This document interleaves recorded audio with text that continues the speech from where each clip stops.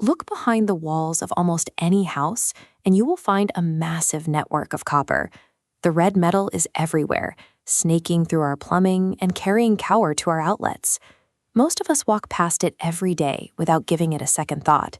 It sits quietly as a basic, predictable building material.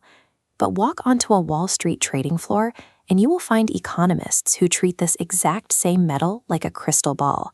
Financial insiders respect this commodity so highly that they have given it a formal title, Dr. Copper. Why would a piece of household plumbing have a medical degree, and how exactly does it predict the future? It turns out, if you know how to read the price of this specific metal, you can accurately diagnose the hidden health of the entire global economy. To understand how this works, we have to look at what copper actually does. It acts as the physical nervous system of modern civilization. Every electrical motor requires it. Every new suburban subdivision needs miles of it for wiring, and if a company wants to expand a factory, they have to run thick cables of it to power their heavy machinery. This creates a rigid rule of human progress. Before a country can lay out a new power grid or build a massive skyscraper, they have to buy literal tons of copper first.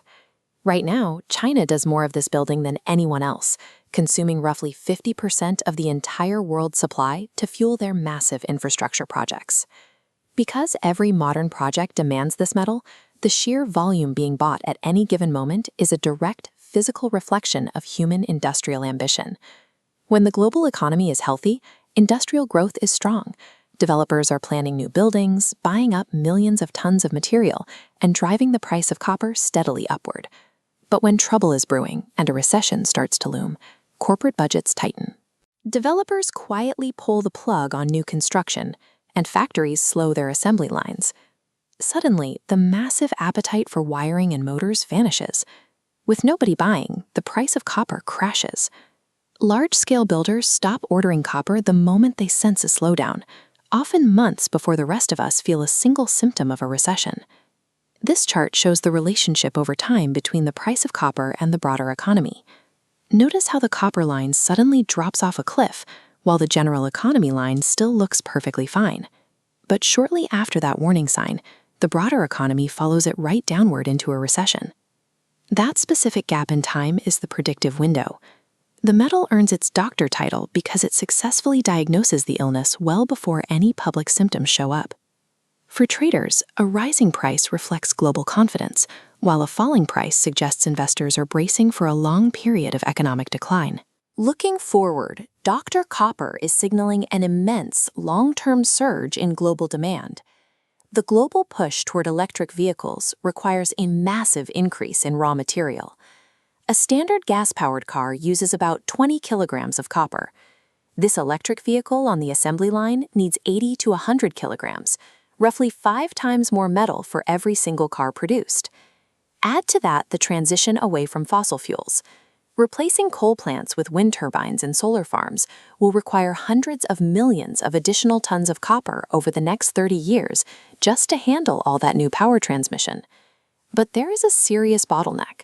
Extracting this metal is incredibly difficult, and production is highly concentrated in just a few countries, mostly from deep terraced mines in Chile and Peru.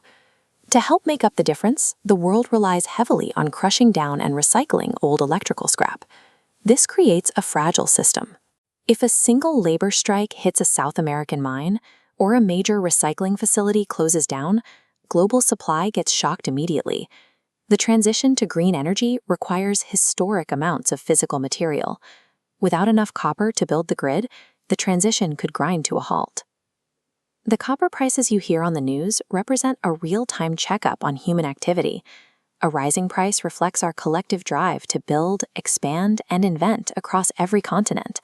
All of that global data, all of that economic forecasting, comes right back to the mundane wires sitting inside your own house. The next time you flip a light switch, think about the wire behind that wall. While it carries power to your bulb, its price tag is quietly taking the pulse of the global economy.